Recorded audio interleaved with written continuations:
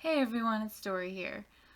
So as you can obviously tell, I have a new webcam and I'm really excited about it because it is amazing compared to my laptop's webcam, which was very blurry. I also have a new mic as well, um, which will help because now there's no ticking noise in the background, which is what happened with the last video that we had to re-record it. But I'm using my new equipment to announce that we're going to have a series that I'm going to do. I'm not sure how frequently I'm gonna do it. I don't know if I'm gonna do it once a week or maybe once a month or once every 2 weeks. I haven't really decided yet. It kind of depends on what the feedback I get.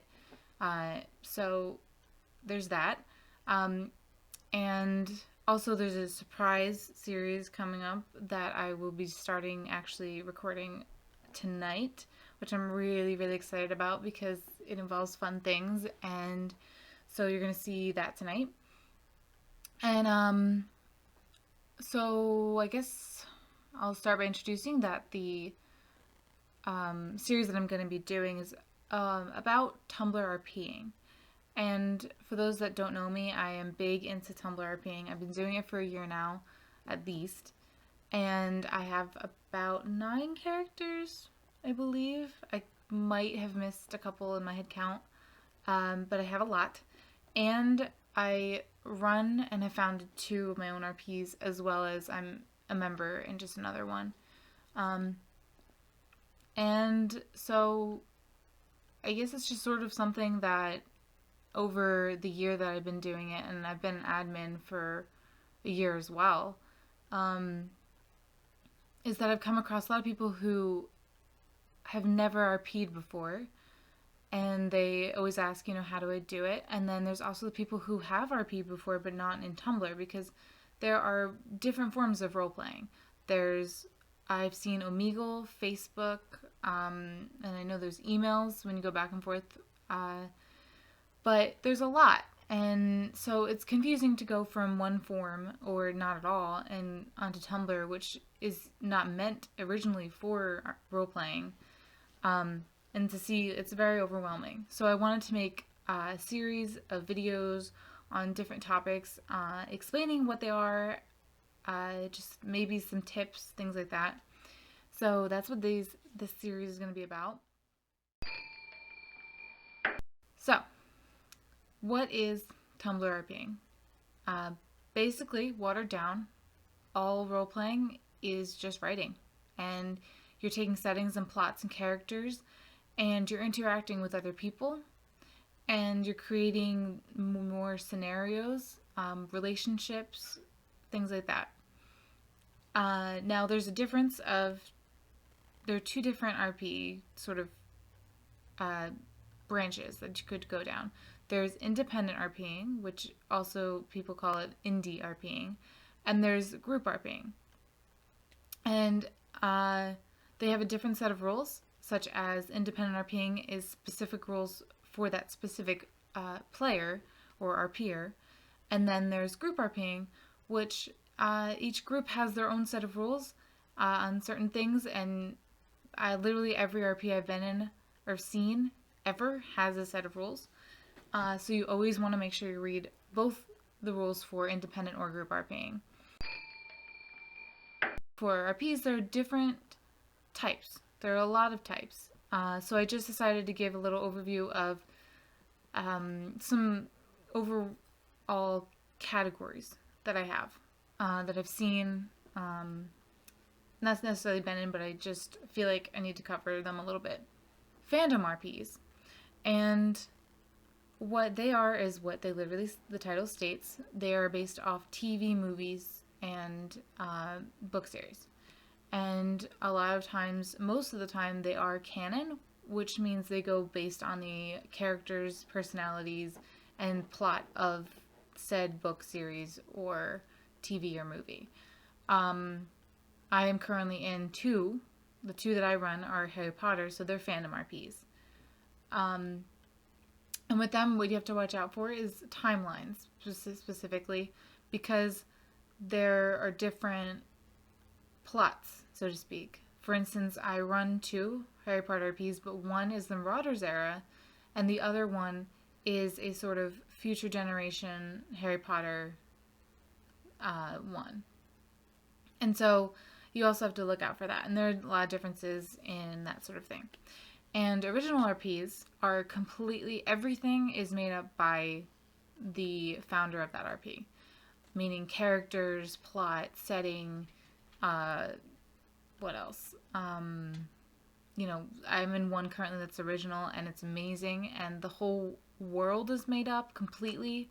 It's based on my friend's novel, and so it's just everything is new, and I had to go in and learn certain things because there's different races and classifications. There's different magic. So that's what an original role play is. Next I have on my list is high school RPs, but also boarding school RPs because they're about the same. And consequently, there are some university and college ones. Those also are going to go into this category. And they are all usually the ages, like teenage years to probably about 22 for ages. That is what they usually cover. They cover school normally. If it's a boarding school or university, a lot of times they are set at that school. So that restricts a little bit of settings at least. And boarding schools always usually, they have a little bit more rules considering that most boarding schools have curfews and things like that. Next is supernatural RPs, which is a broader category considering that a lot of other a lot of RPs can go into that category, such as fandom and original. They can go into that supernatural category.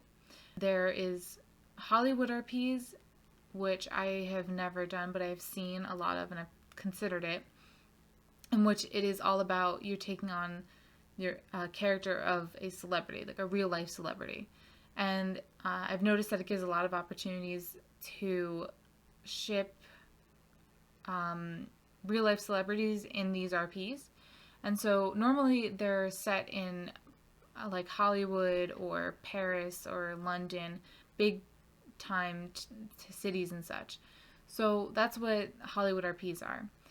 Reality TV shows are also one that I've seen. They, I know one is sort of like Big Brother, where it's about bloggers and internet sort of tech people, and they live in the same house, and I'm not really sure what the plot is after that, but I know that they exist and they're out there, and I think they're kind of interesting to see, to make a reality TV show an RP. So instead of watching it, you're writing it. And one other one that I don't see that often, but that I really love is period RPs. And what they are is they're role plays about a specific era or event, such as World War One, and I think they're great, and I just love seeing them. I don't see them often enough. I know I've seen a Les Mis one, but I would love to join one if I ever had the time. Unfortunately, I don't have a lot of time, and I feel that if I were going to do something like a period one, I would want to devote enough time to it.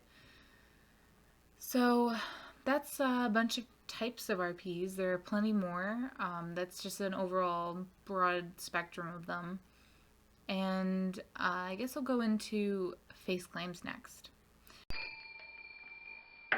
And what face claims are they, because there are a lot of, I've seen a lot of questions on face claims. And what they are is you're taking a famous celebrity or a YouTuber or just a culture icon, and you're using them as a sort of face for your character. So most of the time, most RPs have face claims, and what you do is you use their GIFs and their pictures and whatever else, and you use them to help develop and interact with other characters. And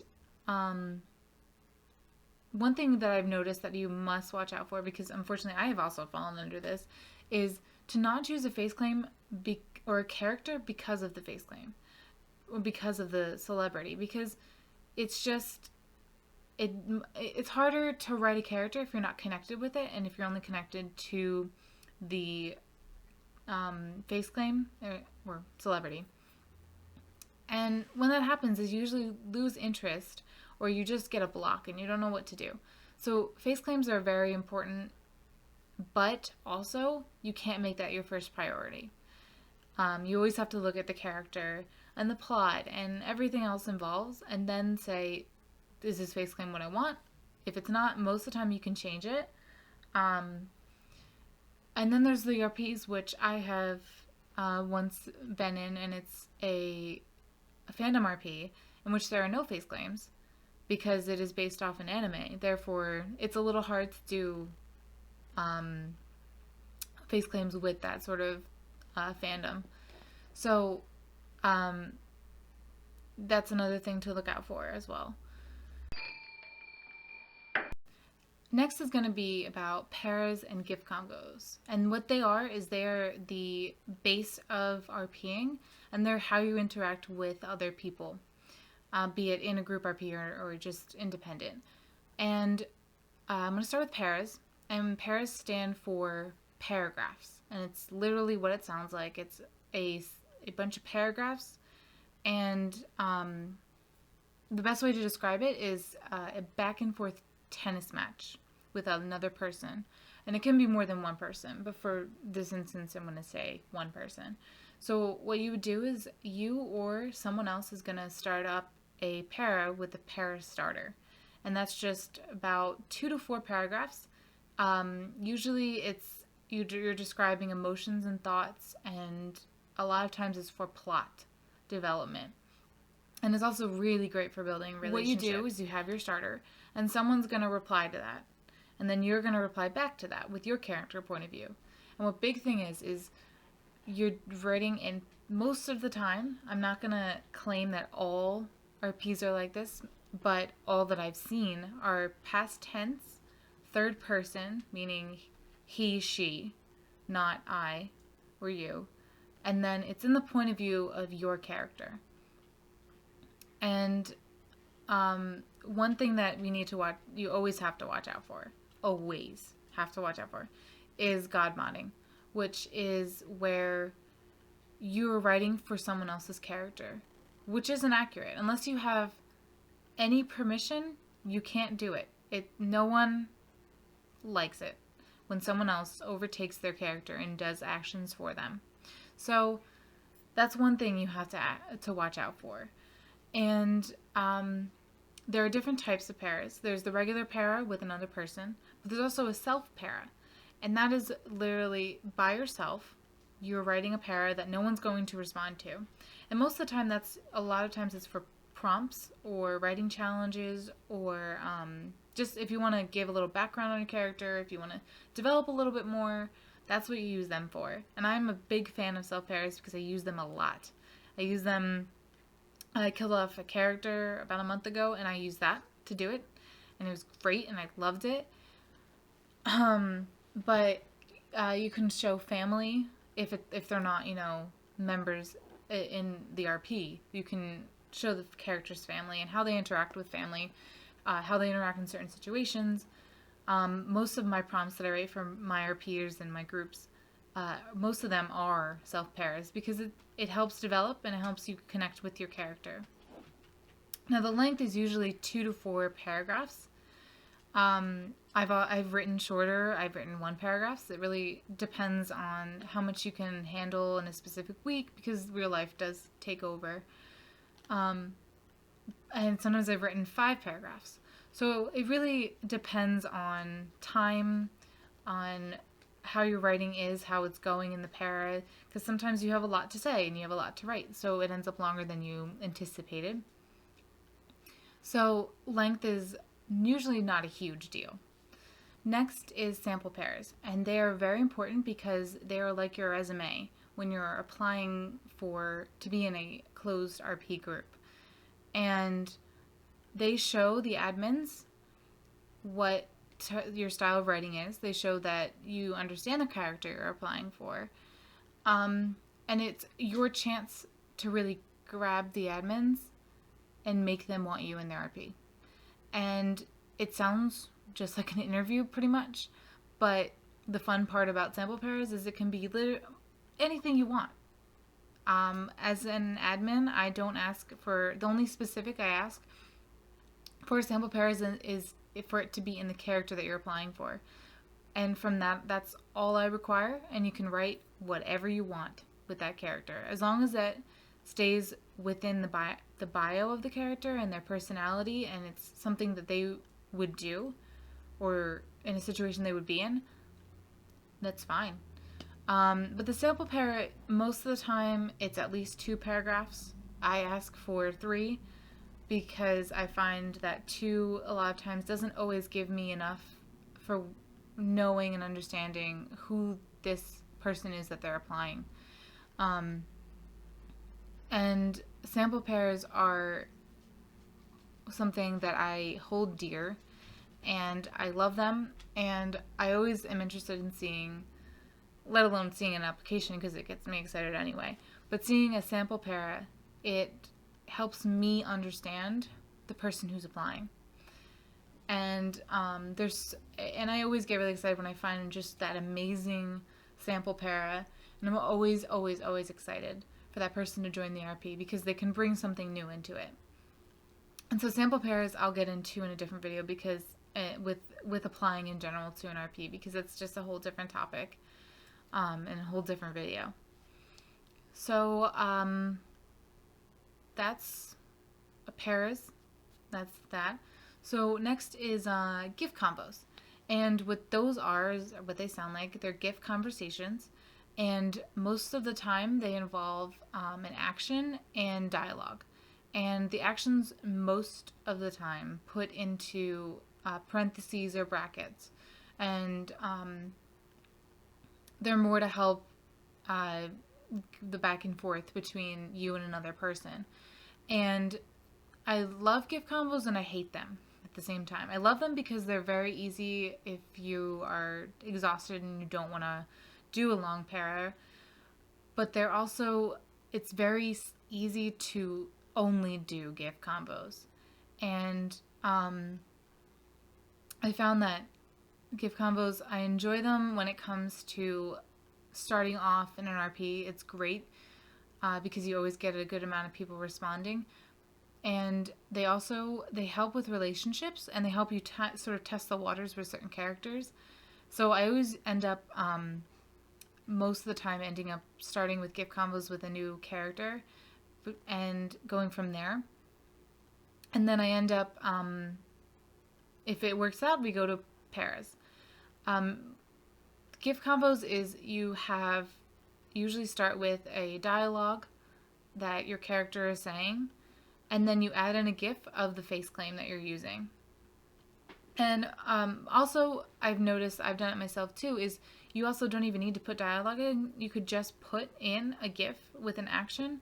And a lot of times that's a great starter as well, because there are just, funny scenes, or if you have a crying character, a lot of times they're not talking when they're crying. So those are GIF combos, and it's the same thing as pairs. You go back and forth with another person. So that is the base of RPing and what you're doing in it.